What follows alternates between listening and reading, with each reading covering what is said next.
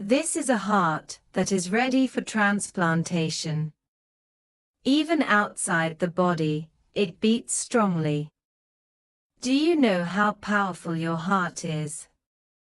With each beat, it can pump blood 30 feet high, pumps 5 to 6 liters of blood every minute, beats 1,000,000 times a day, circulates blood through 96,000 kilometers of veins, providing our body with continuous energy. It pumps 2.8 million liters of blood annually, which is enough to fill an Olympic swimming pool.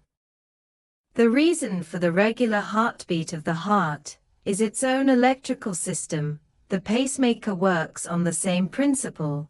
Through electrical wires, sends electrical signals to a special part of the heart. Then the artificial pulse stimulates the heart so that it can maintain a normal heartbeat. The heart is a vital organ. If it stops, the body also stops.